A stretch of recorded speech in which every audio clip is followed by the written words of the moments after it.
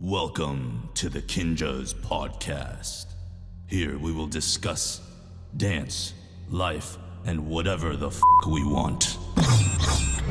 Folks, welcome back or welcome to KINJAZ Movement in the Shadows. We are your host, Ben. And I'm Anthony. And as always, we have incredible people in the pod. Today, we are stoked to have dancer, choreographer, writer, director, actor, creative visionary, B-boy, repping Skill Methods crew. We got Daniel Cloud Campos in the pod. Thanks, guys. Thanks What's for up, having Cloud? me. Thanks for the intro. Dude, thanks for coming on, bro. You called us out earlier. It's taken us 2 seasons to get you on the pod, but we got you here, man. I'm Thank here. you for That's all that coming matters. At the I studio. made it onto the At the studio. Anthony's In our studio apartment. Just the KINJAZ studio. No, I have no idea where it is. Yeah, I don't either. But you told me. I mean, I was blindfolded when I got here. I was like, where am I? We He duped doesn't- you he into doesn't coming want me- on. He doesn't want me to know, like, this is his house. Hey, so I don't know. I hate that working at home. You hate working at home? Yeah, but that's cool. Don't you work at home all the time? Nah, well, if I'm working on certain things, I've worked on music at my home. All right, we're gonna get into it. Like Ben said, we've been wanting to get you on here because you are a very, very influential person that we've always looked up to you in many ways, in all facets of the art and the entertainment sector. We've gotten a chance to collaborate with you on a number of things that we're gonna dive into and stuff. But it is an absolute pleasure and honor to have you here finally. He rejected my first 14 emails, so that's, Yeah, right. that's why. Did I? No, I'm just kidding. Maybe I did. No, for sure. But yeah, so let's get into it. It's your first time here, so obviously we're gonna get into a little bit of the origin stories of like how you even fucking came up with the name Cloud, like all of that, where you're from, what you do, and all that good stuff. That story's been told so many times. Never Let's hear, just though. skip it. Then. Let's Never just go hear to all that. the tragedy. Give us whatever version. Yeah, go of back your... to where like my life turned around in the darkest way. I'm kidding. Oh dang, we No, can no. go there too. No, don't do that. But yeah, just the brief origin, man. Like where you from, where you grew up, and all the things, and right. Yeah, let's go there. I grew up in San Diego. I moved around so much that I wouldn't say where I grew up at. I just grew up in San Diego from like 1 until 11. And then I moved to Florida, and I was there from 11. No, sorry. I moved to Virginia for a year until I was 12. And then 12 to 21, I was in Florida. And then I've been here ever since in LA. So, yeah. Why were you moving so frequently at like those ages? My dad was in the military in the beginning, Ah. like up until I was like 15, and then like he retired. Oh wait, or maybe it was way before that. Damn, my memory. I don't like know where. What? So Yeah, it's not but about your yeah, dad, it it's was- about you. Yeah, something about my dad. Well, if it wasn't for my dad, I wouldn't be here. So I have to thank him for That's that. also true. There it is. Yeah. No, but we moved around a lot because my dad was in the military. We were in military housing, in a lot of places. And then when that kind of ended, we moved to Virginia, just to like find a place to start over. Then, but my grandma lived in Florida, so that's where we ended up at. Huh. Yeah, Got it. And when did dance enter your life? I was in San Diego. I was I think I was 11, if I remember. So the enough. last year before you left. Yeah. Oh dang. So yeah, I found it like at a military base. My dad because my dad loved bowling, so like we would go to a military base every Mondays and like go to the bowling alley, and I would just go outside and play in the playground or go to the arcade. And I was outside, and like I don't know how these kids got there, but there was like this circle happening outside of the bowling alley, and they were like all dancing, and I was asking my brother, I was like, "What is that?" And he was like, "That's called breakdancing." And I was like, "Oh, how do you know?" And he was like, "Because I know how to do it." Oh snap. Yeah, I didn't tell you guys the story. before? No. No. Okay. Well. That's exactly what this is for. Exactly. Yeah. I thought you guys knew about the story, but yeah. So my brother was like, "Yeah, it's called breakdancing," and I didn't know that he knew how to do it. You know, he kind of like, he learned it down for some kids down the street, and I thought he was lying. And he was like, "When I get home, I'll show you like that I know how to do it." And I was Oh, like, snap. "Okay." He didn't want to do it in front of the guys because I guess he wasn't at that level, but. He was like, "When I get home, I'll show you." And then we got home, and then he showed me windmills, and they were like the most beautiful windmills, or just the most beautiful sight I've ever seen. Like, Yeah, it was one of those eye-opening moments where you're like, "That's magic." That's because I was like 11, like so. Like my brother was like a superhero to me. How old is your brother? Or He's what's the 9 age years difference? older. Okay. Than me, and And before that, he had got me into drawing. He like he was like kind of like my hero when I was little. Dope. And he was kind of like my father figure, and like, Yeah. He was like, he did Dungeons and Dragons, like I think that's how I, Dungeons and Dragons, bro, like that's how I got into like storytelling, because his imagination opened my mind and like how he told the stories through Dungeons and Dragons, and like, so he's just like the person who got me started into like mostly everything creative. It was my brother Kevin and my other brother Aaron too. Like the three of us like started a whole breakdancing crew after all that, and like. So you had total of 3 boys. Yeah, it's 3 of us and I have a sister. You have a sister as well. Yeah. Are you youngest? I'm the youngest. Okay. Yeah. Oh dang! And you started a b-boy crew with your brothers. Yeah. That's freaking dope. Yeah, it What was the cool. name of the crew? 3 Brothers Grimm. Yeah. It was cool, man. It was like, That's good. and I was the youngest, and like it's like when you get introduced to a word, you like see it everywhere. Yeah. You know what I mean? Like, so like I didn't know what breakdancing was, but then all of a sudden I was just like introduced to Beach Street, and like we had like no furniture in our house because because of money and stuff. So like we turned our whole back room into like a cardboard floor, and like Dope. we had a TV with a VCR. I love the nonchalance that Beach you said Street. that. Yeah, we had no furniture, money and stuff. Yeah, actually, like it was cool though. Like we had Yeah. we preferred it, so we had like the space to dance. Like That's so, it was kind amazing. of cool. Yeah, so like we just did that for a while, and then like we started hearing about house parties. Like, because back then they just did house parties in garages. So like they were like, we would hear about through word of mouth, and we'll just show up. And like when you're new at something, and like there's something about it that I feel like I was just natural at. Like it was something that I felt confident. Like, and I was small, so you kind of have that like that reputation of like I'm little and I could do it and I could do this. So like I could get away with a lot. You know what I mean? So it was like a certain confidence when I was little. And then so I like entered competitions at these house parties, and like, and I always get like, great reactions from like different crews, and they would always want to put me in their crew. And I was like, yeah, and my brothers, and they're like, and they're like, yeah, they could come too. And I was like, yeah, Kevin, let's get in this crew. Like, so like, and that's kind of like, it just like snowballed from there. But by this time, were you already in like Virginia or Florida? No, I was still, that all happened so fast. Like,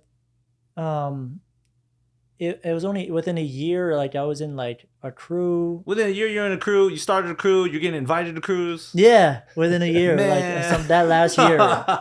And yeah, exactly. And then like afterwards, and that's kind of how I felt at that age. I felt like kind of invincible, and I could just play and do anything, and like everything was so brand new and fresh, and it was like just for the love of like I miss those days. Yeah. Those days where you like it just feels like magic. Everything like. Learning how to do continuous flares was just like mind-blowing. Like it was just like I couldn't wait to get it, and it worked. I only had 1 flare for a whole month, and then when I woke up one day and I did like 12 in a row on my first go, it was just like woke up one day. You went, had it. the first time doing continuous flares, you went to 12. I did 12 in a row. I was like, all right, I'm gonna try it again. I just went boom, and it just clicked, and I just kept going. I was like, oh my god! And I was like even talking to my brother when I was doing it. Bro, I was like, yo, Kevin! And I was like travel to the camera. Whoa! And somebody has it on video because somebody filmed it. Like I remember I was because I first started with breaking as well, and I remember the first time I ever did? Yeah, I did. I know that's really weird, but I loved it. No, that's amazing. I loved it. I started in college. I had like Victor Kim. I was training with him all the time. Yeah. And I remember it took me maybe 4.5, 5 months to get continuous windmills for the first time. And the very first time I did, I was like just running around at a recreation center at UCI. And nobody was around me. I just I'm gonna go into this like little room. It's not a dance room, but it's got pads and stuff. Yeah. I was I'm gonna go and just try it. And I hit like 2.5 windmills, and I screamed by myself. I had nobody to share with, so I called my sister, and she didn't even you know what I mean? This was like she's not even in the vicinity, And I'm I just got continuous windmills. She's like, wow, congratulations. But I Is she remember that older? euphoria. Yeah, she's 2 years older. Okay, yeah. Just that feeling, it's so beautiful. I think that's why I love breaking so much more than like a lot of other things, because you get those moments, The payoff. On any given day, you could stick the shit out of a freeze and be like, oh my god, yeah. Yeah. Especially like even hitting the pencils, like the drills. Like Yeah, I one never time got I that hit good. I think I hit like 5 of those, and I felt like I hit 100. It felt like that heightened, But it's like I imagine that's how like athletes feel when they reach a certain thing, Right, just that drive to get it, and like it really is magic. Like like you beginning mentioned something stages. about kind of having a natural inclination to be able to pick stuff up. Like, was that something that you've always kind of had that ability once you kind of see something and you kind of understand the mechanics of it naturally? Yeah. Like how do you just like all of a sudden go from like one flare to like 12? You know what I'm saying? Like you must I mean, that understand was something. like repetition for sure, but getting into it for sure, like it was just a natural draw to me because growing up I was shy. I didn't really like want to talk much and stuff like that, but I always expressed myself through physical things, like whether it be like physical comedy, like when I was younger, making my brothers and sisters laugh, and like watching Jackie Chan films, Bruce Lee films, and like manipulating me and my brothers make up our own like fight scenes, and like we would like have imaginary fights where we'll have tournaments. And it was like me, my brothers, and my friends, and we were like, and we would pick who will win the round. I'm like, I'm gonna win this one, but like, don't go that, don't let me win that easy, And like, we just do some stuff, and I'm like, okay, I'm gonna win now, and he falls to the floor, and I'll break his neck. It was like pretty violent. Or like, so I was always gravitated towards like martial arts too. I never took anything, but like the movement of martial arts was so fascinating to me. So I think dance kind of related in that way. Like, and I was looking for something. I was always curious. So when I found that, it was just one of those things I just like. Yeah. I feel like when I first saw you like in the scene, there was definitely like, yeah, I just knew you as B-Boy Cloud, but I'm like, there's something like there's a different element to like your quality of movement and even in like the choices that you make in like just your character. And nothing against like other B-boys, but I was like, there's just another performance quality that you have. And I and now that you're talking about it, I can see the influences from physical comedy to martial arts to just kind of incorporating more of just everything that you're inspired by into your performance and like just I remember just your BC1 rounds. I was like, this guy is something else, dude. All right. Like, can you talk a little bit about, like the inspirations? I mean, yeah, you said Jackie Chan, Bruce Lee, but like, I feel like there's like Charlie Chaplin, like Gene Kelly, like that whole thing there too. Can you like talk about like where you kind of like gravitated towards those things? Yeah. I mean, yeah, obviously you named a lot of the ones that I'm inspired by, like Gene Kelly and Fred Astaire and Donald O'Connor. Yeah, and definitely Charlie Chaplin and Buster Keaton, all those guys, like Jackie Chan, even like I think he was another one that kind of like was influenced by the same people. Therefore, it related into his art form within martial arts, and I think kind of like you could kind of say that about me in dance, like you can, which is cool. I mean, it's funny how that stuff, how it happens, where like it starts to just relate into your art form. But it was never like I'm gonna make a choice to be to put their work into my art form. Like I want to channel those things. It was just like I think an unconscious thing. It just happened, just being influenced like as I was younger. I didn't actually find out about Gene Kelly and Fred Astaire until I was like 21. And then, but the moment I saw them is kind of the moment I was just like, that's where I want to take dance. It's like how they took it to a place where it was storytelling, it was combined with music, and it made me feel good.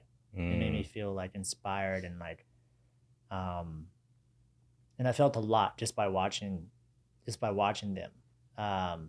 So I think it always came to story, and like when I was younger, I would always like to tell stories, like with anything, like like doing little scenes with the camera, like pushing record and like playing like characters, like, hey, what are you doing? And like, hey, what are you doing? And like trying to put them together, but like when you push the record button, you stop and you edit, like that, like that kind of like filmmaking. When I was little, I didn't know what the hell I was doing. I was just like just playing like a kid, and so I always gravitated towards story. And then when I saw Fred Astaire and Gene Kelly, it was like they're doing dance and story. So I was like, and I think when that happened, it changed my whole mentality of how I want to present myself as a performer, and like my stage at the time was the circle, and especially doing BC1 is such like, it's not a B-boy circle where you're going out and just trying to impress and like, fight for the for the moment, it's like you're on stage. Right. Yeah. So it's like a performance. Mhm. You know what I mean? Mhm. So it's kind of like, I just wanted to inspire people. I think like that was my goal, like when I did Red Bull, and to also like inspire myself and like, because I hate competitions. Like I've always hated them. Yeah, What made you go for BC1 then? because I hated them.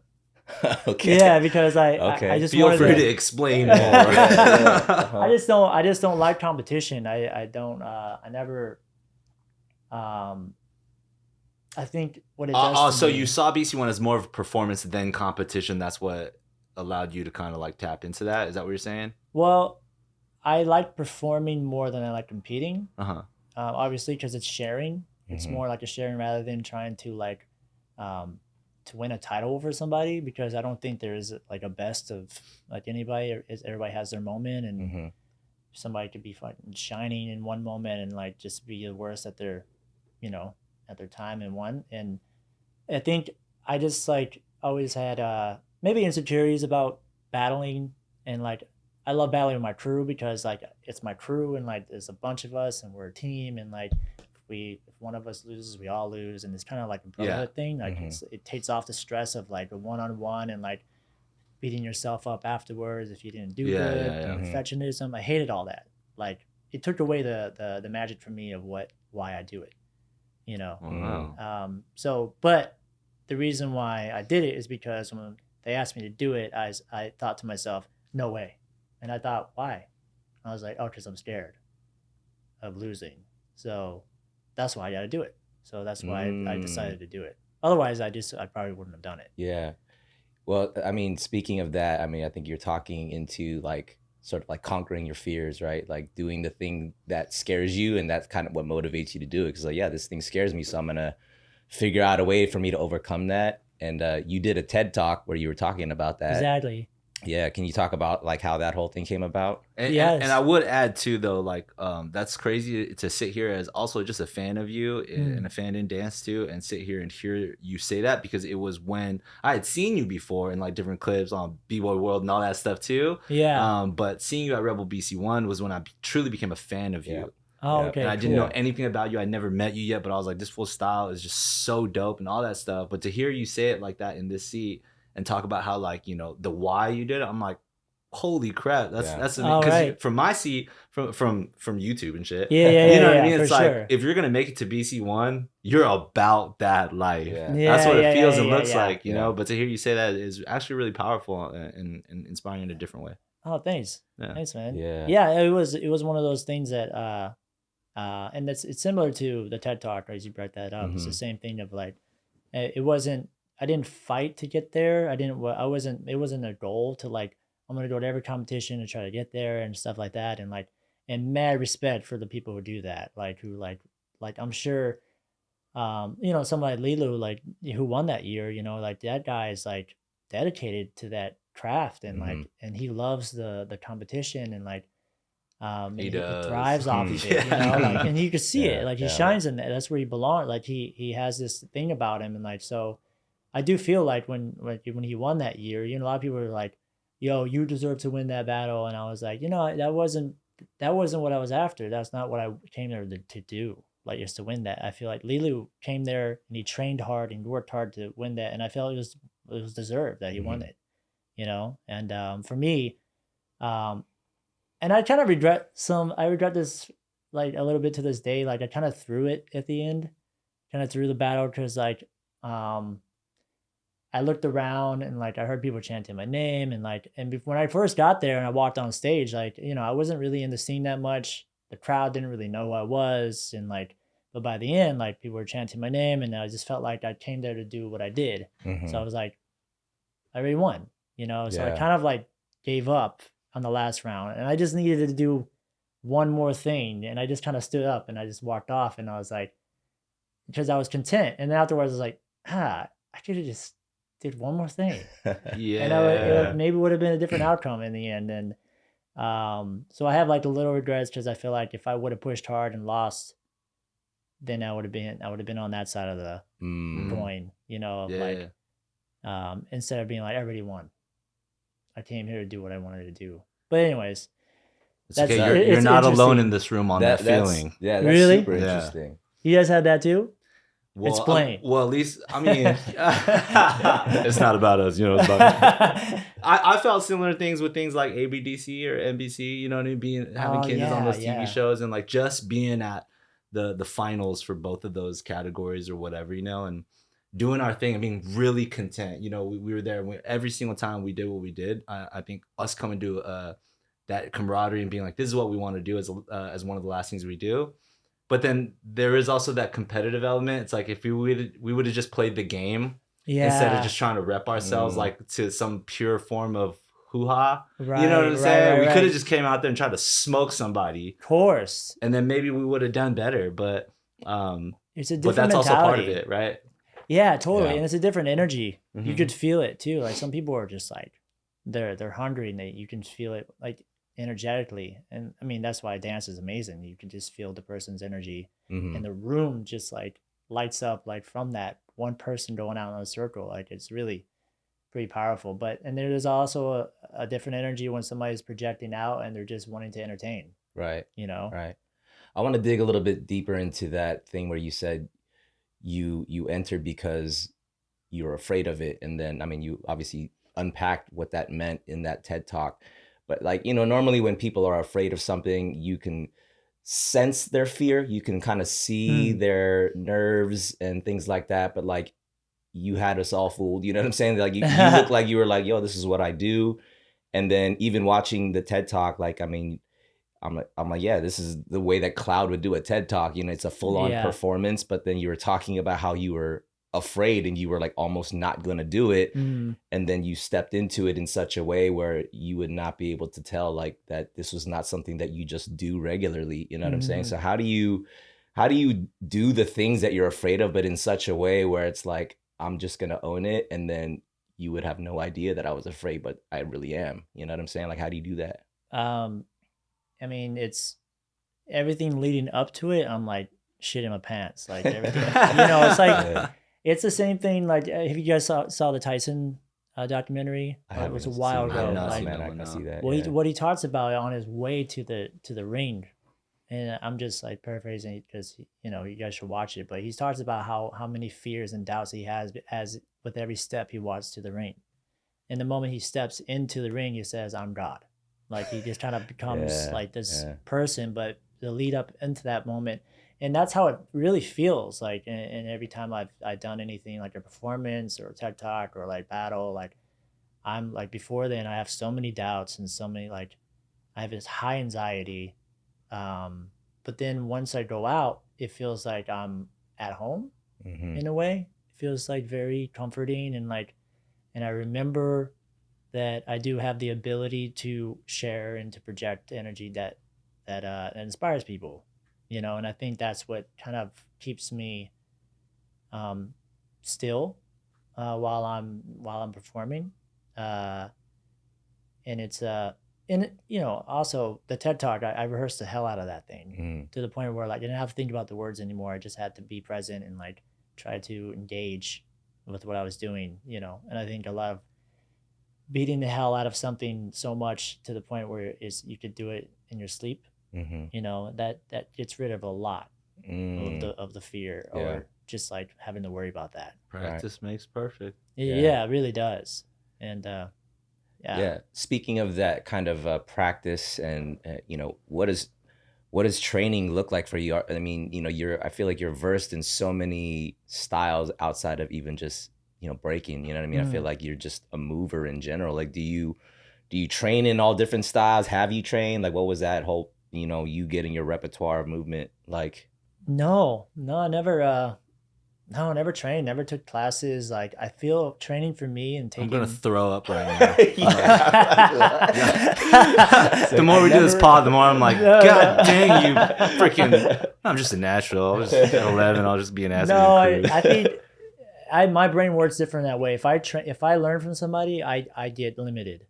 I get stuck in how they do it. You know, like I've done a couple of things before and like I couldn't, like I had to do exactly how I was shown. Otherwise I feel like I was doing it wrong. You know? So by not looking at anything, I didn't watch many people dancing. I didn't watch many films, and like to just free myself of how I would interpret doing it, you know. So, and everything just felt, it evolved as I got older, like in my movement and dance. And I think the couple of people I've been influenced by and I watched a lot of was probably, the people we mentioned in the beginning, was Fred Astaire and like Donald O'Connor, Michael Jackson, obviously, and he was inspired by the same people, so it's pretty much the same thing. But yeah, and just finding that thing that feels good. And the moment it starts to feel stuck, you just start to moving around and you find something, I don't know if you guys, I'm sure you understand that type of feeling when it comes to movement. And like, it freed me from being stuck when I didn't have any information coming in.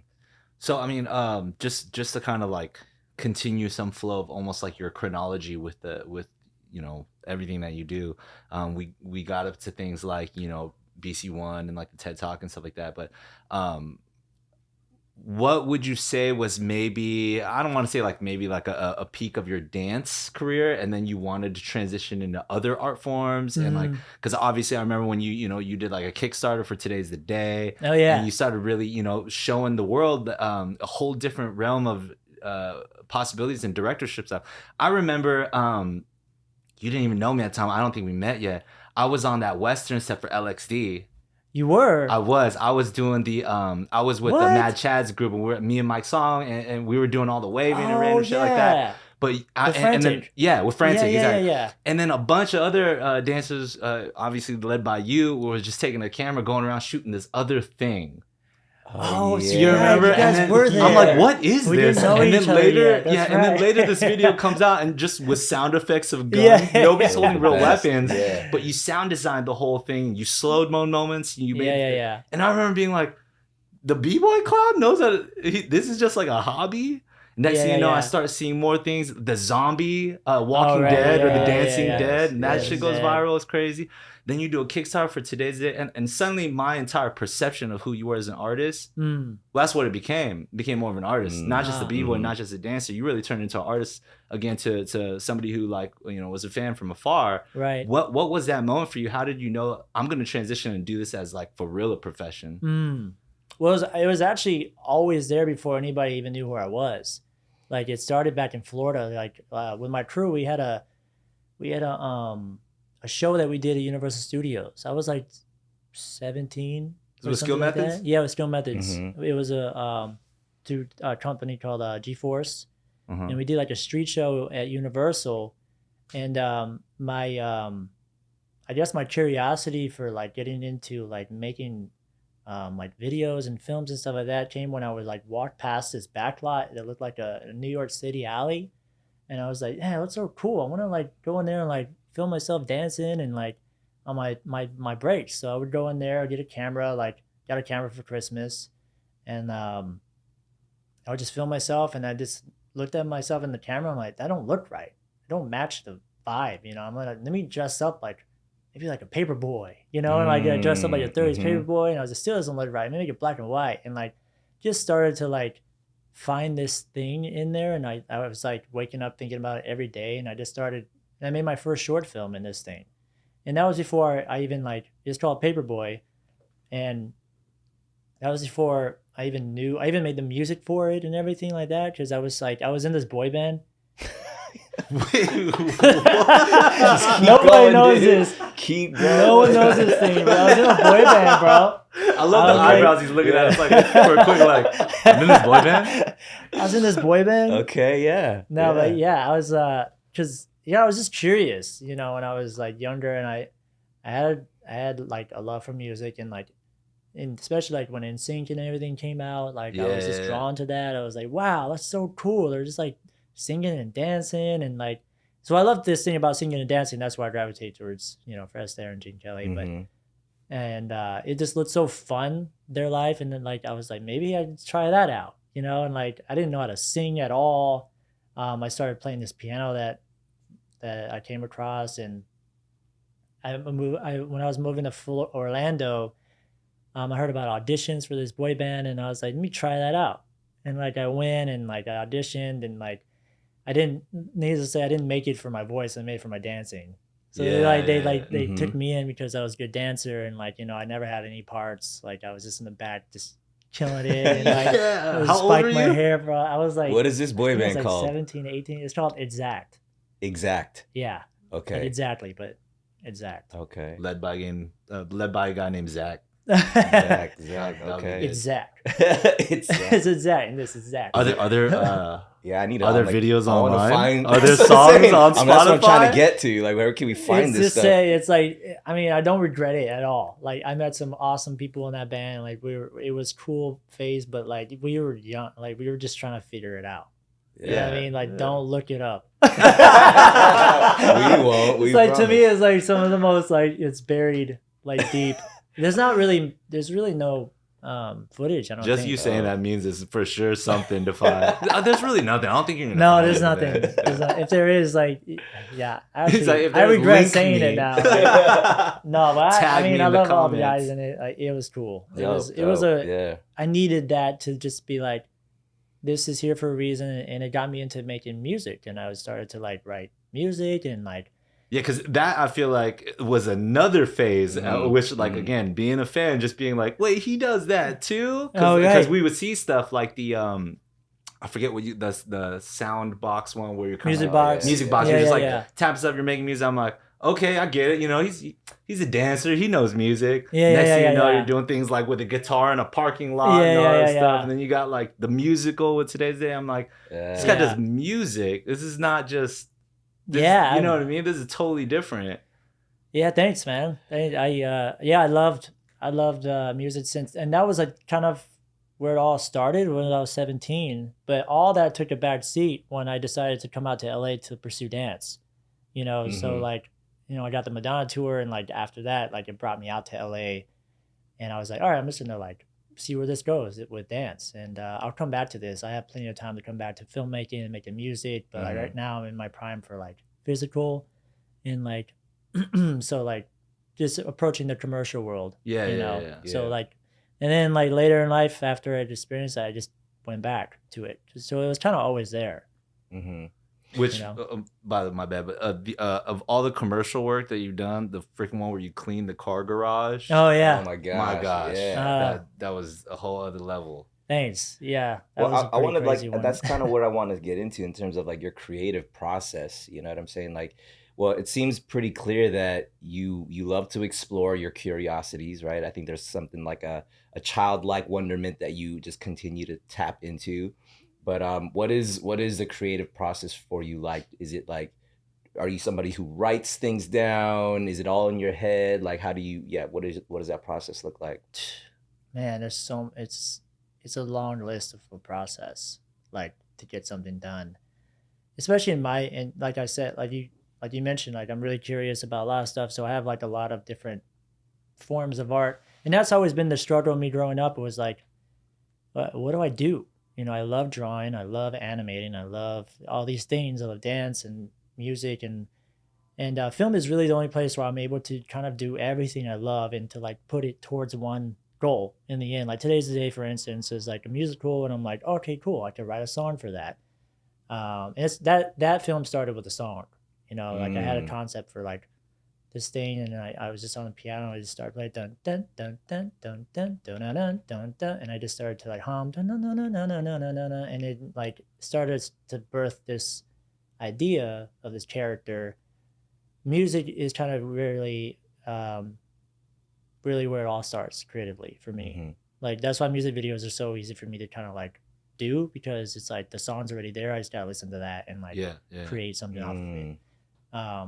So something like Today's Day, it was very much like starting with the music, then doing storyboarding with the music, and then like seeing how it all, and putting an animatic together for that, and then like actually doing some previews where I shoot some of the scenes out like in my apartment, and like we put that together, and then getting the financing with a pitch, you know, and like trying to and then putting together a pitch video for Kickstarter, and like that whole process was like digging in and like, how do I tell a story about my life, that's about this character, that's about it's a musical, and like how do I relate all that so people can relate to it, you know? So it's kind of like thinking about the people who are gonna watch it too. It's like it's a long process, but it's all cool. It's all really fun to do, you know? Yeah. How'd you get Danny DeVito to get a part of the project? Is he just like a homie or what? No, it was one of our executive producers on it. His name is Benjamin, and he's married to Natalie Portman, so that helped a lot. Like we tried to take it to his manager, and like tried to take it to his manager, and they like all rejected and stuff like that. And I was like, damn. And then he goes, my wife did a film with him. Like maybe I should just. I was like, yeah, that would be great. So she asked, and he saw like what we had, because we had shot the whole dance scene before we even knew that he was going to be in it. He was going to be in it. Oh my god! Because it was like the idea was to shoot that scene out, put it all together, then storyboard his scene, or whoever's scene it was, and then pitch it around to get different actors to be involved. And Danny was always the main one. Wow. And if he didn't do it, we were gonna reach out to some other people, but we showed him it, and she showed it to him, and he was like, "Yeah, I'll do it."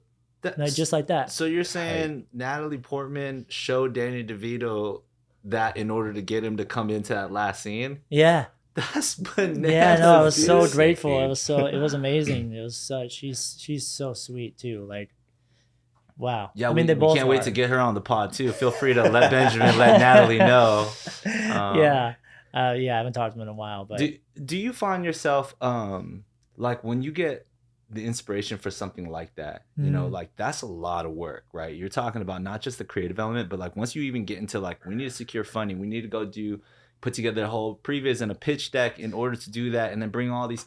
That's a lot of work. Like, is it? And I'm asking as a fellow creative, is there like a drive where you're just like, I want to do this and I need to get this done, or is there also some sort of like, almost like, I want to let the world know I'm capable of this, because otherwise, if people don't know I can do this, how am I supposed to find myself in this industry, profession, or opportunity at a later time? Do you have that as well? Or are you just kind of like, yeah, I see you nodding your head. Go ahead. Absolutely, bro. Like, it's like, the worst part about it is when people start to get those ideas in your head that you need to do this and you need to do that in order to get this made, because those are the steps that all these other people did to get there. And like, so you start just instantly, what started out as just like this beautiful thing that, and it had so much faith and believing in this project, turns into like, oh, but dang, I have to go through all that. What if they don't like it? And you start doubting yourself. Yeah. And like, you know what I mean? Like in the beginning, like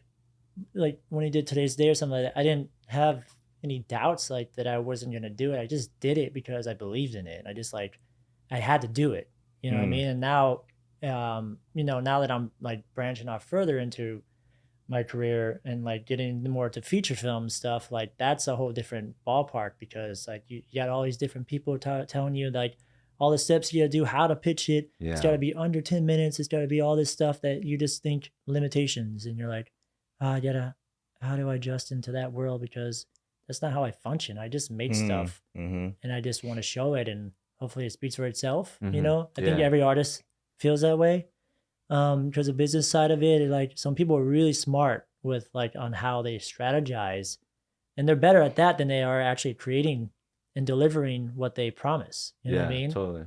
And like the people who can deliver, like they'll have a little bit more doubts on like how they present themselves. Sometimes those limitations help me get the job done. You know what I mean? That's good. Sometimes. Obviously, there's definitely times where we just want to do whatever the hell we want to do, you know what I mean? But ironically, there's times where it's like, it has to be this, it has to be done by this, they have to be wearing this, they have to be doing that. That's kind of like, it's almost like an escape room where all the ingredients are already there. It's just your job to figure it out. And sometimes I actually work well under those types of conditions versus like, I don't know, a blank canvas that can be so much anxiety as a creator, you know what I mean? Right. No, that's actually a good point too, though. Like having those grounds and those like laws to like work underneath, like the limitations, like what, as I'm saying, is they're good at the same time. Yeah.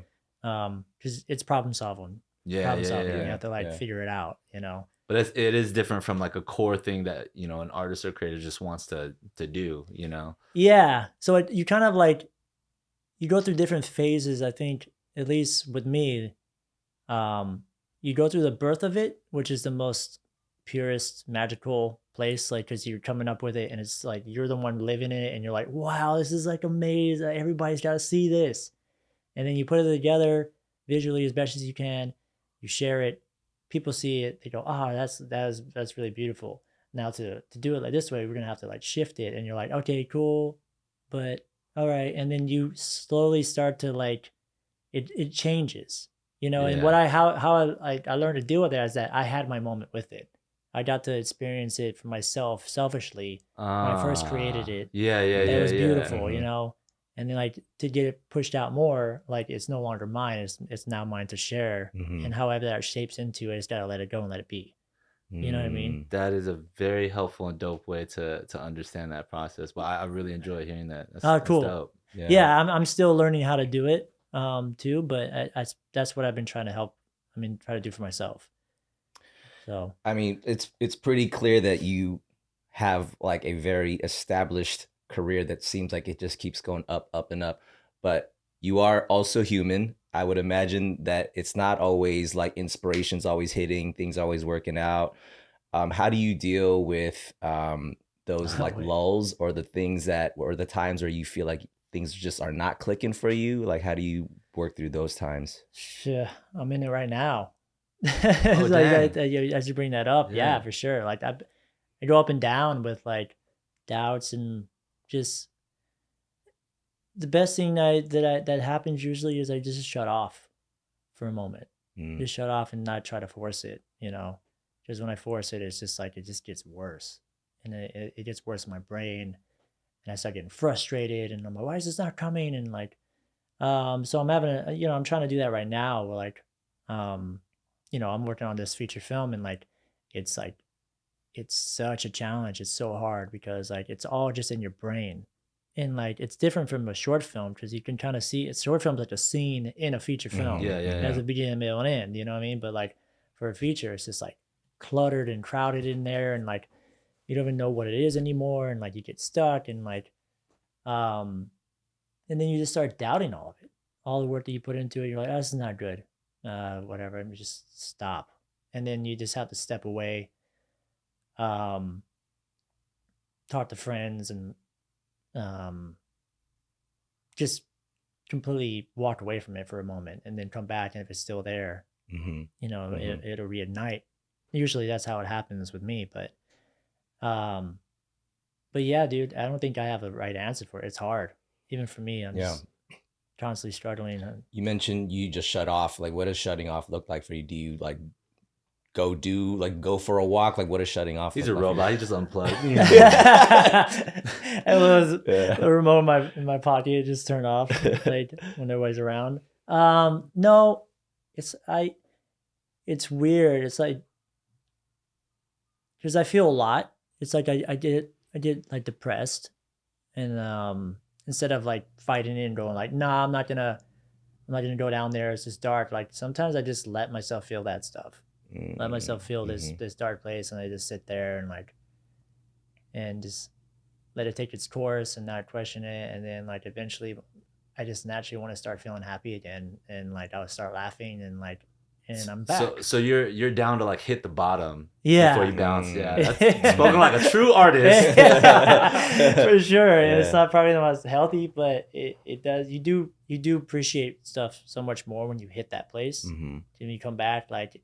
And you start like hanging with your friends, and you start laughing again. It's just heightened so much, and like, that place gets dark though for an artist. It gets like, dark. It gets real dark. You know Super what I mean? dark. Not only just by your art, just by your life. Yeah. Right. But it's stuff. weirdly inspiring to hear somebody like you also say that, because like you who have like been able to consistently create magic after magic, and that's how we feel. So just know that. Thank you, man. But Thank like you guys. to also know that it is coupled with such an ebb and flow, such a rise and fall. Is I think a lot of people can relate to that. But to know somebody who does great things also does that, like that's actually empowering. You know what I mean? Inspiring for a lot of people. Do you guys feel that way too? Oh my God, same thing right now. And it was in such a weird season really? right now? Totally, yeah.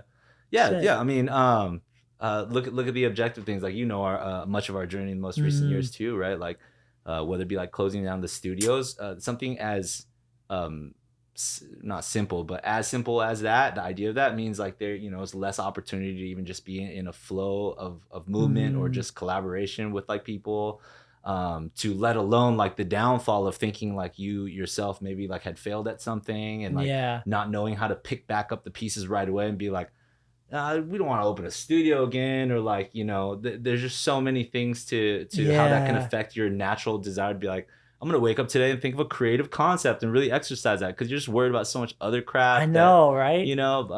But at the same time, I actually hella resonate with just being okay with letting the bottom hit and be what it is. You know what I mean? Same thing, like just connecting with everybody that you're either going through it with or whatever, and just being real about it, because I've never taken myself back out of a hole by myself. Right. It's never happened. Yeah, that's so true. I mean? I probably had like communities. 2-3 really deep holes in my life, and every single time, like my brothers and my family were right there. Yeah, man.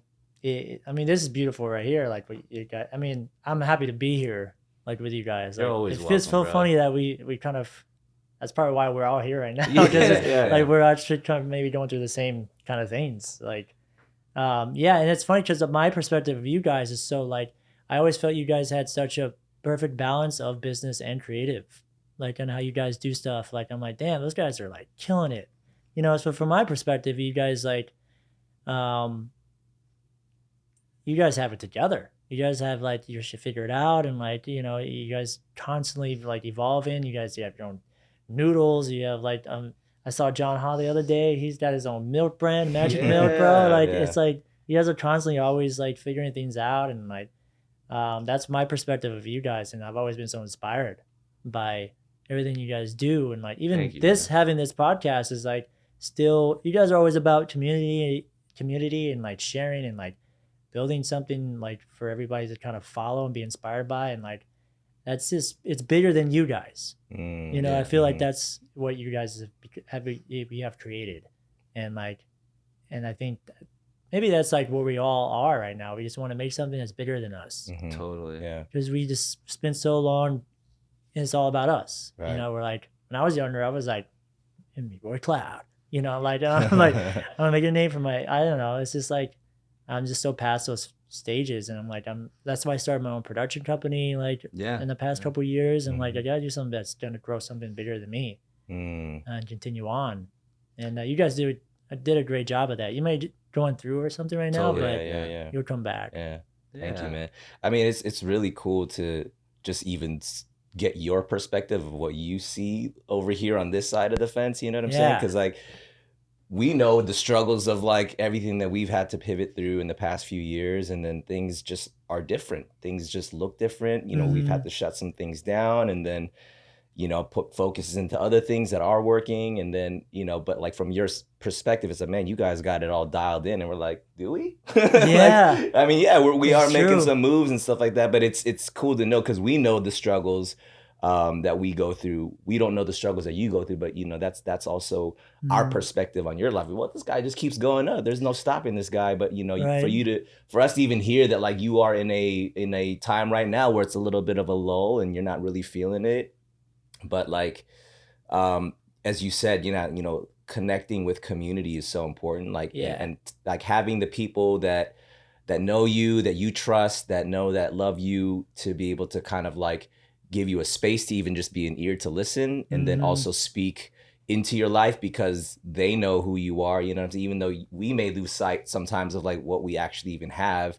And then it just takes the people that love you to be like, hey, don't forget who you are. You know what I'm saying? Like, and it's just a good. For sure. Exactly. I needed this. Get you later. Yeah, give you later, man. I was like, break camera staging. But that's actually a good segue. Guys. We're going to take a quick break.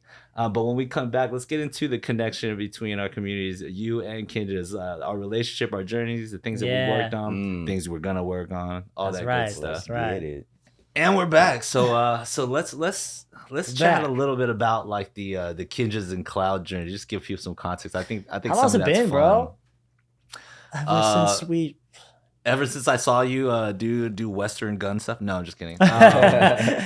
There's one particular moment that I remember being a very, very key thing, and it was specifically us trying to get you to come out to perform at Arena. And this was in Arena, China. Right, I that's remember like, me and Eli, we were like trying so many different conniving ways to like figure out, and then we just kept on getting the same thing. Like there was this ethos for Arena, especially at that time, right? It's like if we want the best competition in China, which is like I'm talking like this is big, right? The numbers that they pull out there are huge. We have to have the best performances. It's like we're gonna bring the best performance. Who are we gonna bring? And we just every single time we're like, yo, if only we could bring Cloud. And it was like this almost like elusive concept. oh, that's hilarious. You know, like yeah, You right? just had to ask. Like fucking unicorns exist, right? yeah. No, but then we did ask, and then it was still complicated to get you out to China. It's a lot, and then for you That's right. too, It was a lot. and you know the way that you invest into putting a number together, it's not so simple. You can't just like you got to put together a For number, sure. And I remember there was a moment where it's like, oh man, he can't do it, he can't come out, this or that, and then Eli fucking puts this rap. Yeah. Eli Dude. puts his whole rap Dude, together, man. and he That has was never ever dopest. invited anyone like this. Yeah. Tell us how you felt when you got it. Dude, that was like the dopest like invite. Like when people, I've gotten so many people ask me to do things, but like that was the one, and I've said no a lot. Like I've said no all the time, but that was it. And I feel a little bad, but I feel also like really like, yeah, I feel secure with that. But that one, when he sent me that and I heard it, I was like, yo, how can I say no to this? Like I gotta do it. I gotta do this thing because like that's the coolest thing that somebody could like. That's the most creative way for somebody to invite somebody. You know, is do a rap and like, you know, like so shout out to you on that. I mean, that was like, And you gotta know, like Eli ain't going to sleep at night because Coco's in his ear and just being like, if you don't get for Cloud, sure. you don't sleep tonight. You know what I mean? You go sleep outside. Like it's also real stuff. So Eli's probably just sitting there like, what do I Both do? of them. You know what I mean? Yeah. No, But he killed it though. He it killed it, was and amazing. I felt so. And I was gonna come. Like I was like set. I was like, yeah, I'm gonna make that happen. And I actually forgot why I couldn't make it that year. Might have been something that was really prioritizing. Something happened. Something came up. But I knew that if he ever asked me again, I would go. Like, or because it was the following year that I went, right? I think so. Yeah, Yeah, that was and the I was year like, you ended up doing. I'm gonna go next year for sure. Like I made it in my mind. I'm like, I'm not gonna turn away. I'm not gonna turn them down. I just can't go this year. But I felt terrible for saying no. Like, But the important thing is, fast forward, you end up being able to come. And here's the second anecdote that I want to get into it, because we had tried to potentially put together a number together. Remember? That's right. Right. So we're That's like, right. oh my god, like the idea of like you and us going out to China and performing on that stage together would just gonna destroy that people. would've been Just blow amazing. their minds and stuff. And for us too, this is the year we ended up doing Man Band out there. Right. And for us, obviously, we produced and we throw the event out there. So reinventing ourselves is also a little bit of like what are we going to do this time? But the idea of being able to collaborate with a different identity, a person, a different mind, mover, all that stuff got like really, really thrilling. mm-hmm. And I remember as we're kind of going back and forth, trying to, conceptualize different things, ultimately things didn't kind of work out. So part of me was a little bit bummed, but at the same time, it was really a testament to both the craftsman and perfectionist in essence that I truly started to learn and understand. Like from an outside point of view, it's like duh. Like you can't pay attention to the type of work you do and not think like this person's going to be a perfectionist, and you can't touch a stage without making sure it's like the right type of representation. But to be able to experience it like that, you know what I mean, to the point where it's like, you know what, maybe we just got to do our own numbers right now, because it's like if we are gonna do it, we have to do it so hard. But like things can't get hard. Things can't get complicated. And then seeing you, we're on the side watching this number in China, watching you both tech with this giant stop sign. Coco's like, I have to make a stop sign. I'm whatever Cloud wants, funny. Cloud gets. Like we got to make it work, And then we watch this number. And we were on the side in tech, and all of us were literally just like, all the KINJAZ on the side were like, this motherfucker's the GOAT. He's going to outshine us at our own event. But it was so sick. And it was just such a validation also to like why, we since the beginning, since the moment of trying to catch that elusive unicorn to actually having you come out there. And even through the like, oh, we didn't get a chance to perform together, but let's see what he does on his own, and being like, geez, like that was an amazing part of I think our journey and our story together. Yeah, thanks. Yeah, it was a special moment. Like I think that was a moment when we like really became like more like brothers, and just that experience and that bond, and like it's I mean, I was so grateful to be there. It's one of my most special times of like actually performing. Like that number itself, like I was just like, it just inspired me to want to make a one-man show. Like just something that was like, man, I miss performing and like and being there with you guys and being in a different country and the whole thing, and like coming back to do right by Eli and and you guys, and like we talked like we had some crazy concepts like to work together. Remember it was like the laser suits, bro, and then you show me something, you're like kind of like this. I was like, damn, that shit has been done. I was like, yeah, we can't do that, and then we like backed off of that, and then but yeah, man, I thoroughly enjoyed your guys' performance. I actually wanted to be all up there doing that with you guys too. When I was watching, fun, right? Yeah, that would have been fun because it was like days would have been relived, man. Totally, you guys didn't know. You didn't even know. I would have been up there and been like I would have done my choreography from my boy band days. We would have just done it with you. Yeah, for sure. Like this is how we did it. We went to the side and we did this. That's true. That was a special trip. And then it wasn't actually until I think 100 Ways then we finally really got a chance to get into it with you. On the different side. Yeah, that's our first time collaborating. That was that one, right? Yeah, I believe so. Yeah. 100 Ways. Yeah. We had just opened up the complex and we didn't even have a gym yet. So it was just like an open floor. You remember that? Yeah.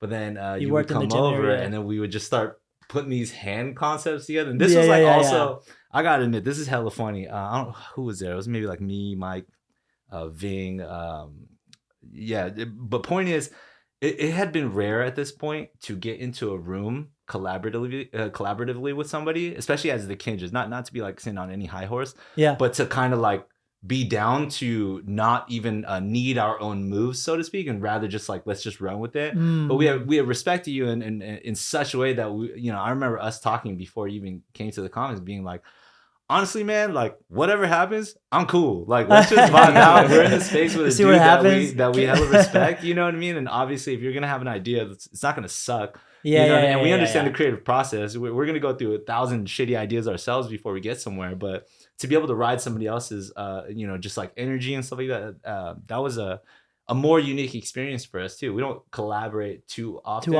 know what I mean? But that was a cool time. And to prep it as a previs before even going to China, that was so a new experience because I'm sitting there for like a 4-hour rehearsal and I'm just kind of like, you know what I mean? Like, doing all this, these gestural things because it's all about the camera. It's all like how it's portrayed in the lens, as you know. The second you put it in, and you're using a freaking iPhone to build this previs, and you're editing on the spot type stuff. You know what I mean? And then once we finally see it, and that's the beauty about being like a dancer in rehearsal. Sometimes we have to be the creative, so we're not necessarily like focused on that, but like to just be a dancer, sometimes you're kind of like, I don't actually know what I'm doing or what this is going to look like, but I'm playing my part. Yeah. Suddenly you see it on camera and you're like, I trust him. Yeah. And that's if you were asking about the process, it's a little bit like he went through it a little bit, like with the boys. Like, so a lot of just like workshopping, figuring things out on the spot. And I have a general idea of like what I want it to look like. And that's why like they'll bring in certain stuff and like it wasn't lining up with, the way I was imagining it in the camera. So like we'll rework it, and then, but sometimes they'll come up with stuff and I'm like, that's perfect. And I'll get inspired off of like how the stuff that they've created. And like, but I usually kind of come in with like starting with the areas that I do see very clearly. I say, let's just start here and let's, work on those kinds of things. And we'll shoot it out, previs, edit it in iMovie on the iPhone, and then we can just look it back right away. That was one of the most crazy things. Like when we were in China and we're actually shooting the music video, this dude, like Gerald would get the cut. Shout out G. Gerald would like get the shot. And then Cloud would, in playback, he would like film the playback on his phone. And then on his phone, he would replace clips of the previs. So we would get almost this live actual shoot day type of edit of what it looks like. Yeah. And also the actual edit for himself as well, to know which cuts, which takes, which timing, how to do the next transition. And like, it felt like the most, I don't know, it was just on the spot, but it was such a powerful experience to, you know, as a creator, to watch you like do that. Well, it's the best, man. It's the best way to move on to that shot. Cause like it's the worst being in an editing room when you just like, you know what I'm saying? You're like, damn, they should have held on that a little longer. And like you just, you know, like it wasn't a clean cut. You don't have a clean cut. And then you just have to check it really fast. And you could be like, got it. And you can move on. Yeah. That was so sick. Or instead of being like, I don't like that, do that again. When you already have it, you know, you can move on quicker. But it is the best way to do it. You just really film the monitor. For anybody out there, like, you know, wanted to get something efficient, just film the monitor and edit it on your phone and make sure you got it before you move on. Did you go to film school or anything? Or is this all just self-taught stuff? Yeah. Well, I don't want to make you guys more mad. But... I'm going to throw up. That's crazy. I just quit my career. Self-taught too, but yeah. That's what's up, it's, dude. yeah. No, that experience was fun. And especially it wasn't my first time working with Jackson. I think it was the third time working with Jackson. Because we did. Yeah, you did Bullet to the Heart. Bullet to the Heart and Dway. That's right. Before we did that one. I thought Bullet to the Heart was dope, that was man. sick. Oh, thanks. That video. Yeah, that was fun. Super sick. That was hard as hell because we did we shot both those videos back to back.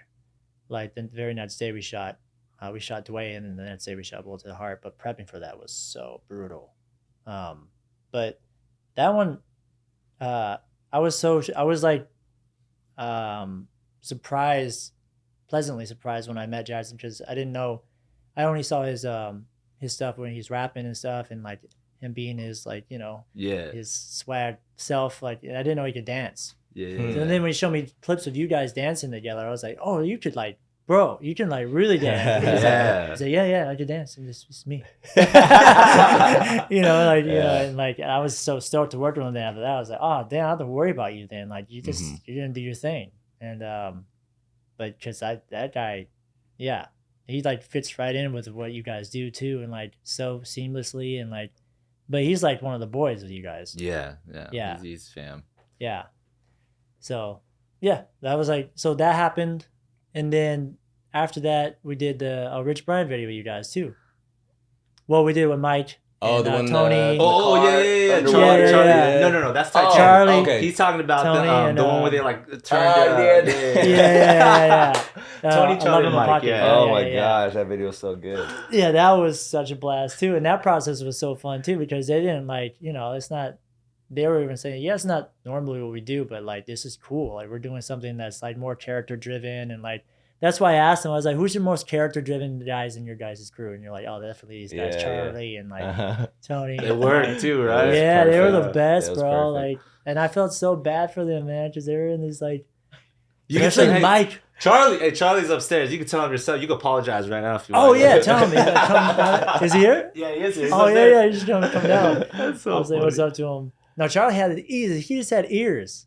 That's all he had. He just had to wear ears. Like, it was just huge. But like Tony and Mike, man, Mike had this fat suit on, and he had one eye, and it was like his head was like probably probably weighed like a backpack or something like that. Like, cool shit, I felt bad for them, but yeah, they killed it. That was dope. Dude, I mean, you worked on a ton of like just fun stuff, bro. We were even talking while you were in the restroom, like the Greatest Showman, when you're working with Hugh Jackman in that bar scene, and like it's just crazy, man. Like your catalog of work is incredible, and like again, from just like an outside perspective, like a fan perspective, like you just like have done it all. But we know that you're on to other stuff right now. Well, don't forget the epic battle with Moose where he loses. And Step Up. That's right. Yes. I lost. You know, That's why I hate battling. That's why I hate battling, man. I can't. Kid Darkness. Kid Darkness. That's right. That was the Darkness. name. Yeah. I was like, damn, that's my name. I know why John always hired me for the bad guy. He always hired me. Like, I'm like, all my work is like just the happiest stuff, and like he's like, yeah, you're gonna be the Sinister in LSD, and then you're gonna be Kid Darkness. I'm like, okay. I guess I didn't know how to be mean. Like, I was just like, he gave me one line, and I was like, I don't know how to deliver this line. I'm just gonna try it. I was like, I want to round with the kid. I go on the side, just work on that one line, because there's nothing worse than having just one line. Because if you have like dialogue, you can go off and you know where it comes from. But you have one line, you're like, how do I deliver that? One line, just stressing out. But anyways. Well, I mean, what I'm trying to get to, man, is like you've had a very successful, career, and we know that there's so much more to come.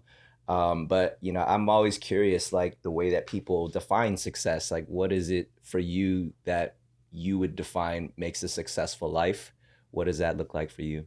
Honestly, I thought I knew at one point, and I'm like learning that I don't really know what that is. Like the older I get, like what that feeling of success is. Like I feel like I found more when I think about my life up until this point. I achieved it already in the past of like these little small successes of like happiness and like and having these moments like sharing that with you guys in arena or like shooting and like it's hard to define what success is and if you're ever going to reach it. It's just like more of the journey getting there, and like in these little pockets of moments of like of success, that you kind of have to struggle to remember because you could lose your way constantly looking too far ahead. Like that's what I tend to do sometimes. I'm always looking so far ahead, and there's so much stuff happening right now that I wanted. The things that are happening right now is what I dreamt about when I was younger. You know what I mean? And I'm actually have it all, but I'm like looking past that. I'm like, it's not something you project and you reach eventually. It's just kind of like in the moments of like now, and then finding the success of what's successful in your life at the moment. And I think that's like really hard for some people to do. So yeah, good ass answer. Yeah, it's hard. It's a tricky answer. No. It is more honest and vulnerable than I think I've heard in a long time, but I vibe with that a lot. Yeah, because you guys are a success to me, and maybe you feel that you haven't quite reached where you want to go yet, but I don't think is that always the case, right? Yeah. I don't think you'll ever know, really. Like you just gotta, because it could die tomorrow. I could, hopefully not. Yeah. Hopefully not. But but I appreciate it, like for telling me that, because sometimes I lose sight on like what I have done, and so I appreciate you guys. Yeah. Sometimes you do need to be reminded. Right. For sure. Yeah. Well, dude, we like to wrap up each episode with a quick little lightning round. So we'll just like toss some questions at you and just come off the top of your head. Lightning round. 3, 2, 1. What is your favorite Disney movie? Oh, lightning round. Damn. So I already lost. That's so hard because I only watch Disney movies. Okay. I don't have one. You don't have one? No. Everyone has one. You got to just name a couple that are in your head right now. They don't have to be favorites. You don't have to commit to anything. I mean, I'm just taking references, but like because of my film, but Beauty and Beast and like Tarzan and Inside Out and Up and I mean, those are Pixar film, but they're Disney's too. Yeah, for sure. But what's a lot of the old Disney school film? Pixar. All the Pixar. No, a lot of the original Disney's and original Pixar's, not the latest ones. Oh, okay, cool. We'll take it. What is your favorite MJ song? Way You Make Me Feel. The Way You Make Me Feel. Yeah. Love it. What was the worst gig you ever did? Damn. I have to think back because it's been a while since I did like a gig. Damn. Probably a bar mitzvah. A bar mitzvah? Yeah, that was. What'd you have to do? I was a safari guy. I had to wear the safari hat with like I was like a safari tourist guy, and like it was a whole safari theme, and I was like a what do you call those guys that takes you on tours? Dang. Like the crikey guy. Yeah, like I had the big like a hat, and I had like the shorts, like khaki shorts, and I had boots on. And I had to dance for these kids, and like this kid walked up to me and was like, don't you feel so embarrassed dancing? I was so mad. I was like, I'm never doing this dance. The worst thing. These little kids, like, you know, I was like, yeah. So, yeah. Okay, that, okay. That's a good one. So funny. What is your most memorable battle? I just switched up, but probably with Venom and Luigi in Culture Shock. Oh, It was like before I retired. I feel I dang. felt happy leaving on that note because it was just such an amazing experience with them. And You were dating battling them, or you battling with them? with them. Yeah, okay. yeah. It was in Taiwan. Oh, Yeah, What is your hidden talent? hidden talent. Shit, I don't know. Just something that people would never know or never guess about you. These are those toughest questions. You have to think so hard. Because I don't know. because you're just like overly talented. No, I'm throwing up I still. share everything that I love to do. Like I just share it.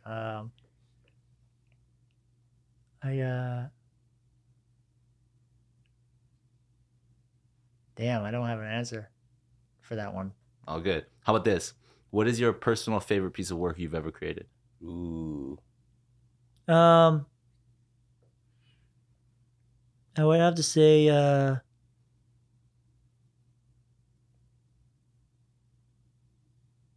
hasn't been made yet.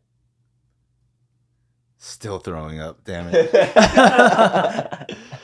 Hasn't been made yet. It's one of those Okay. things where I know it's gonna get made, but and now That's tight. you know, What's your guilty pleasure? guilty pleasure. Damn.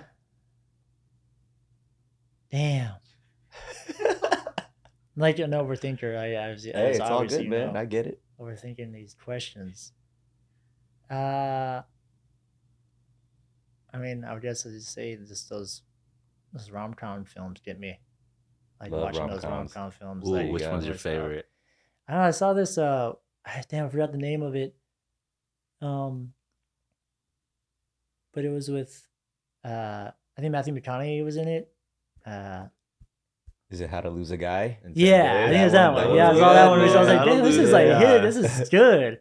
Yeah. But they That did was some a good one, like yeah. writing and like just setups. Like it was like this shit hits you. Yeah. Me and Ben are simps. We love rom-coms. I love them. You guys, I'm a sucker nice. for them. Yeah. I'm a Yeah, sucker I'm actually for, not guilty for them, man. They're great. They're great They films. are great. They are great. Mine's Serendipity. Nobody asked, but I just have to throw that out. I'm just gonna throw it Oh. out. It's a great one. I It's a know, great John one. Cusack. Ooh. Yeah. I'm I gonna gotta go with rewatch Begin that again. It's Have been you a guys while. Begin It's been a Again. minute. Again It's with been a Keira minute. Knightley. Ooh, that Which was a good one? Begin Again. It has Keira Knightley, Mark Ruffalo, and Adam Levine. Dang, you're such a loser, dude. I'm Oh. such a loser. Oh, with Adam Levine, right? I didn't. Yeah. I never saw Oh, that dude, one. Watch it, man. That one's That's good. it has music in it too, right? Yeah, Okay. yeah. The Yeah, I gotta soundtrack's watch great. it. Who is the most influential person in your life? Probably my brother Kevin. Mm. Yeah, my What? brother Kevin. Shout out, brother Kevin. If you had to battle somebody right now, though, who would you confidently beat? Would I confident be? Ah, shit. Probably somebody's just starting out. I don't know. It's just like kidding. it's hard, bro. If you had to battle somebody else, who would be fun? Fantasy. A Just fantasy fun battle? Yeah. Probably Flea, like in my crew. Because he's just like he's so creative, like when he battles and like how he is with character and stuff. Like he's in my crew, but like Yeah. Yeah. we never like battled each other, but just throwing down with him, it would be more of a, an exchange Yeah, rather than yeah, like a yeah. battle. What a coincidence. We actually have Flea here today. He comes in, he's like, "What's up, motherfucker?" He's all harsh. What was your proudest moment to date? Proudest moment?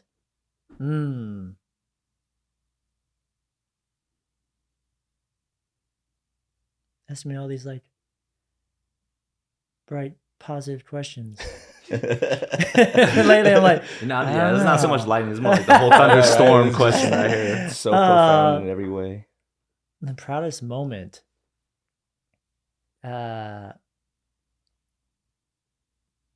Probably when I saved my dog's life.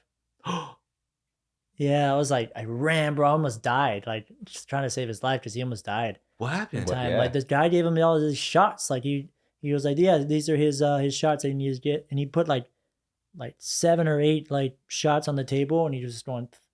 So I was like, this is my first dog too. I was like, and I was like, this is how many shots is, and he was like, yep, normal. And like, and I was living in New York at the time. I was walking home, and we lived far from this thing, but we walked, and it was like 5 blocks or something, like, you know, New York City blocks, and like he just stopped and fell, and just couldn't walk anymore. And I was like, what's wrong, boy? And like his gums were white, and like, Oh, shoot. so I grabbed him and I just ran as fast as I could, and it was the first kind of that feeling of like a father, you know, like just like, I gotta save this thing. And like I was even thinking about my breathing. I was like dodging cars, and I got there and I gave it to the guy, and I was like, he's so wrong, and I just fell to the floor, and like, Oh my gosh. and but I saved his life, and like it was just, man, I was so happy. Oh my gosh. That's crazy. Wow. So it's Right a proud on. father moment. Yeah. Oh, You're a that's freaking crazy. hero, man. Yeah, my heart thank just stopped. God. Yeah. Crazy. What is a current goal or something that you're working on right now for yourself? I'm working on a stop motion animated film. It's called With the pets. Yeah. Yeah. Yeah, it's called The Stray. And yeah, it's a long process. Yeah, you've been working on that for a minute. Well, that's just the proof of concept, what I worked on. It wasn't an actual film. It was just like a proof of concept to go pitch the film. So we're going to do that next month. So it's just like, it's a whole thing. Sick. Like, Good luck, man. thanks. Heck Thanks. yeah, Yeah. I'm that's dope. excited. Super excited about What it. is a dream opportunity for you? Outside of performing with the KINJAZ. Probably a dream job. I'd love to put on a Broadway show, like actually direct a Broadway show down the line.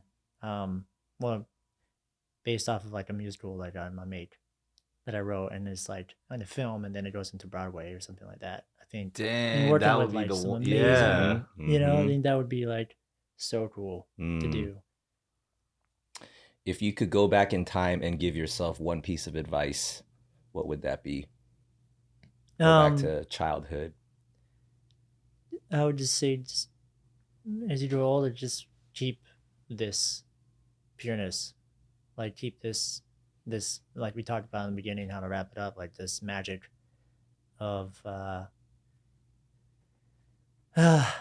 yeah.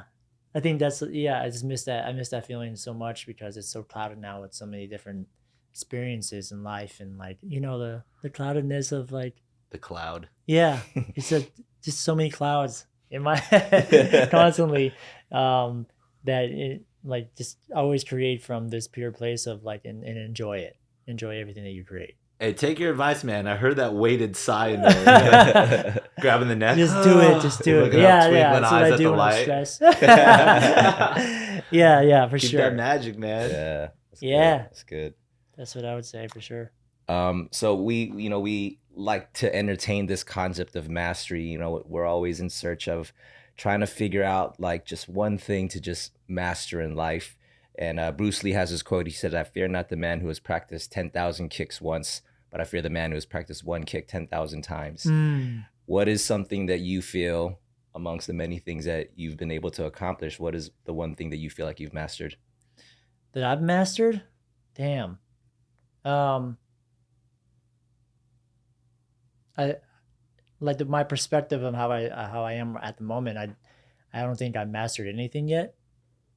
I'm mastering how to bring everything I love together. Like that's what I'm trying to master now. Because I haven't mastered anything, so I'm trying to master the thing, because I'm so curious about so many stuff, and I never got to a point where I mastered any of them. So I'm just trying to master the skill to hone them all in as one. That's wild, because when you say that, it makes so much sense with everything you do. Obviously, same thing. I could totally understand. Like, you wouldn't be like, I mastered this. Yeah. But it looks like you do it so well. Oh. Melding everything that you love. Music, dance, film, you know what I mean? Storytelling. Oh, thanks, It looks man. like that's like been clearly your journey that you uniquely do. Oh, thanks. I don't think a Yeah. lot of people in the Yeah. industry have been able to like accomplish quite that many feats in that many categories of skill sets and stuff. But yeah, man. Just Thank throwing you. that out there. Yeah. Thanks, bro. Appreciate it, man. Well, Thanks dude, so Cloud, much, guys. we appreciate your time, man. And like, Ant said it, we're over here just fans of your work. And so being able to ask you these questions and just like as fans, just be like, hey, what was that like? You know what I mean? It's so dope to see. And I think the other thing that I'm, just getting from just the way that you answer your questions, like everything is, you're a very like deep thinker. You don't just want to throw out like Yeah, it's and hard I think it sometimes. just goes to show just how much you care about everything that you do, even from the words that you say to the obviously the art that you put out there. And but it's also just cool to see the times where like you are right now, like you said, that things just aren't quite clicking. And I mean, it just helps us know, okay, this guy is human, you know what I'm saying? Like, So human, man. like, yeah, we're over here just fanning out, but like, but it's cool, man. And I love just the wisdom that you have in terms of even letting yourself, you said it, like, let yourself feel the things. Like, don't try to hide it. Don't try to, fight against the low moments, because it's those low moments when you can acknowledge, just let it feel, and then know that that's also going to pass, because there's also tomorrow and the next day and things like that. And so just want to acknowledge you, man. And you've inspired us here for years. And we know, like, I can't wait to see this Broadway musical that you're going to put on. After the movie, about the movie. Yeah, like, it's just so dope, man, just to see your process, but also just to kind of just dial into, the heart of, who you are, man. So we just appreciate your time, man. Wow. Thank you, Yeah. guys. That really means a lot. I mean, you helped me a lot today, just by being here, Dude, and, like, hey, just you- talking, for just real, talking. Like, you very strongly inspired the younger versions of us, Mhm. and at the same time, I think you also taught a lot to the older versions of us when we got a chance to work together. So, man, hope to continue this journey. You already know. yeah, bro, same. Like, yeah, outside of this shit, like, we're Yeah, both, like, yeah. yeah. He just said Get a it. podcast shit. Outside of this shit. Outside of this shit. Outside of this, like, this fake world shit, like, we could be fake as we want and just kiss each other's asses and shit. But, like, after this. No, I'm kidding. No, likewise, guys. Likewise, man. To all of you. Like, you guys feel like family to me. Always have, and I feel like we haven't, like, even though we haven't been connected, I always felt bonded to you guys. So, thanks for making me always feel welcome. Word. Appreciate that, man. Yeah, thanks for having me, man. For course. real. Like, this helped me a lot. Yeah, Heck yeah. yeah. I'd It's love to like- have you back, man. Love to Yeah, have you back, anytime. man. Okay, right on. Anytime you guys want to chill, too. Yeah. We'll chill. Outside of We'll this. chill, yeah. Yes. Yeah. Where can people follow the journey?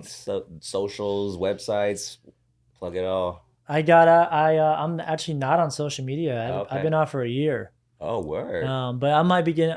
I think I'm getting back on pretty soon. Sick. Yeah, I got some stuff coming up. So for later down the line, it's probably just Daniel Cloud Campos. It's just Word. like Well, when you Instagram. restart the socials, we'll plug it in. Yeah, when you restart it. Yeah. We'll plug it in anyway, see what happens. Yeah. Oh, we can follow my production company is kaleidoscope.co. Okay. And it's spelled like collide, like colliding. Oh yeah, yeah. So it's Love it. kaleidoscope. Dope. So Right on, man. Yeah. Right on. thanks, guys. Dude, well, yeah, thank you guys for tuning into another episode. If you are tuning in for the first time, we have a bunch more previous to this, so go back and check those previous episodes. If you're digging what we're doing, hop on to the podcast platform that you listen to. Leave us that 5-star rating. Write us reviews. All of our socials, KINJAZ Podcast, Cast with a K, Twitter, IG, Facebook, all that stuff. And appreciate you guys tuning in, and we'll catch you on the next one. Kinja bang, y'all. Did you bang noodles? KINJAZ Bang Noodles! I love Kinja bang noodles. I gotta bro. give you a bunch right now, by the way. No, really? Yeah, I'm gonna give you a bunch. Oh, hell You got yeah! two I new just ran flavors, out last too. night. Yes.